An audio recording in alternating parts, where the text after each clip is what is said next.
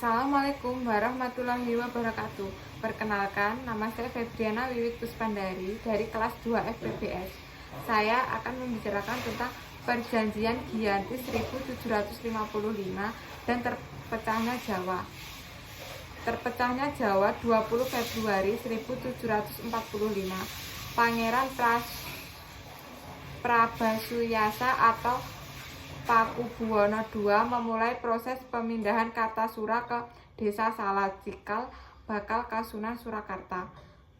Hal ini memicu ketenangan di antara keluarga kerajaan, terutama Raden Mas Said dan Pangeran Mangkubumi yang sama-sama mengeklaim pewaris sah kerajaan.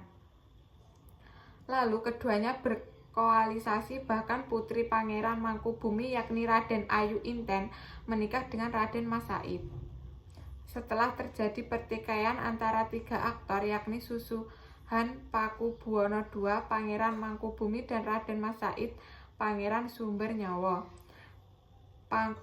Pakubuwono II dan Pangeran Mangkubumi adalah kakak beradik sesama putra dari Amangkurat IV.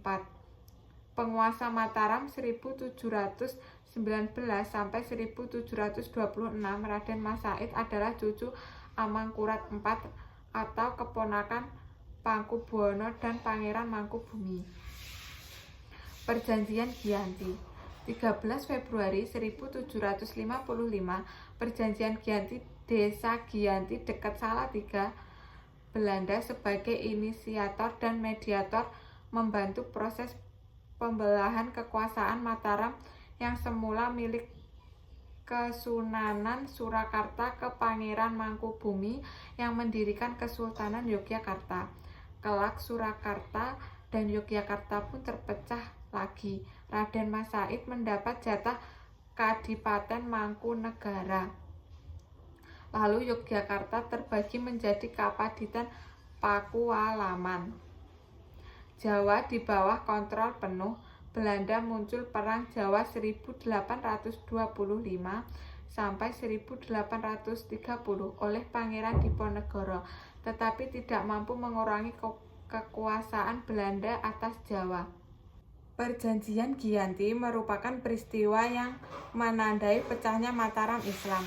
Awal mula kisah perpecahan kerajaan di Jawa ini bermula dari pertikaian antar keluarga yang disebabkan politik adu domba FOC. Konflik saudara tersebut melibatkan Susuhan Pakubuwono II, Pangeran Mangkubumi, dan Raden Mas Said alias Pangeran Sumbernyawa. Berdasarkan silsilahnya, Pakubuwono II raja pendiri dari Kasunan Surakarta, dan Pangeran Mangkubumi adalah kakak beradik yang merupakan sama-sama putra dari Amangkurat IV 1719 sampai 1726. Sedangkan Raden Mas Said merupakan salah satu cucu dari Pakubuwono II dan Pangeran Mangkubumi.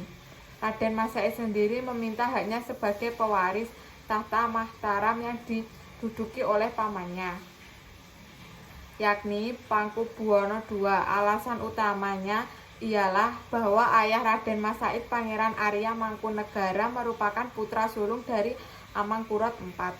Oleh karenanya, Arya Mangkunegaralah yang seharusnya menjadi Raja Mataram meneruskan Amangkurat IV. Namun karena Arya Mangkunegara sering menentang kebijakan FOC, akhirnya berimbas haus diasingkan ke Srilanka hingga meninggal dunia.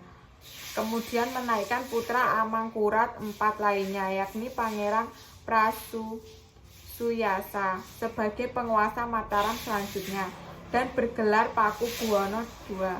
Ketika Pakubuwono II memangku tampuk kepemimpinan Mataram Islam, ia memindahkan ibu kota kerajaan tersebut dari Kartasura ke Surakarta pada 17 Februari 1745. Pemindahan tersebut telah terjadi setelah keraton Kartasura hancur akibat adanya pemberontakan yang dipimpin Mas Garendi atau Sunan Kuning pada 1742 dan mengakibatkan istana Mataram Islam di Kartasura rusak. Hal ini semakin memperkuat Raden Mas Said ingin merebut tahta Mataram Islam dari pamannya Pakubuwono II. Karena memiliki tujuan yang sama, akhirnya Raden Mas Said bekerja sama dengan Pangeran Mangkubumi untuk merebut tahta Mataram Islam dari Pakubuwono II yang dibantu oleh. Pada 20 Desember 1749, Pakubuwono II wafat. Kekosongan pemerintah ini kemudian dimanfaatkan oleh Pangeran Mangkubumi untuk mengangkat dirinya sebagai Raja Mataram Islam. Sekian dari saya. Wassalamualaikum warahmatullahi wabarakatuh.